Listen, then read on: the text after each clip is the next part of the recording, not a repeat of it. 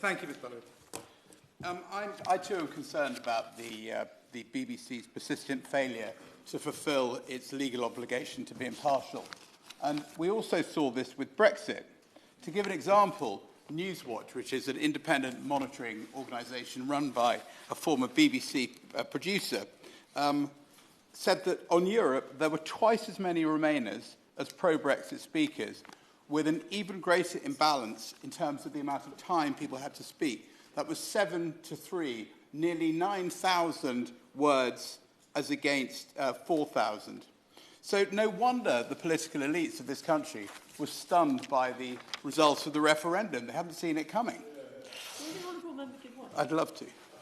The BBC, in their language about Brexit, were not impartial, as illustrated by their persistence in referring to a so-called cliff edge Brexit as a way to describe leaving without a deal with the EU.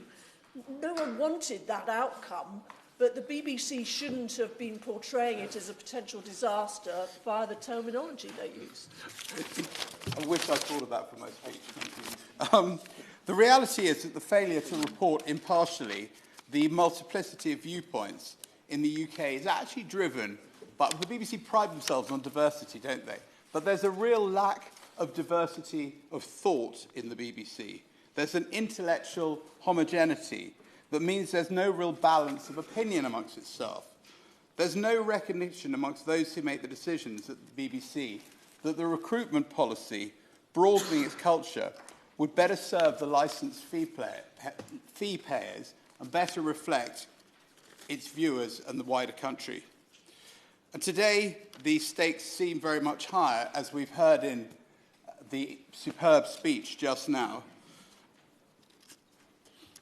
Given that they've got these huge resources made available to them via the licence fee, and with the heightened tensions here as a result of the crisis in the Middle East, we thought it really could do a bit better.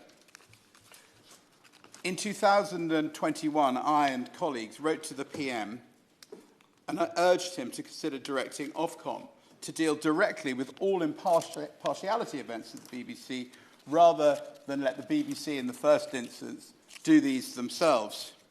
Of course, this would need to be accompanied by some changes within Ofcom. To deal impartially and deal with complaints objectively, its contents board needs to change from what it is now, as it seems to be stuffed with former BBC lifers. I also urge ministers to consider requiring the BBC to set up an independent unit to monitor bias on an ongoing basis. Thank you.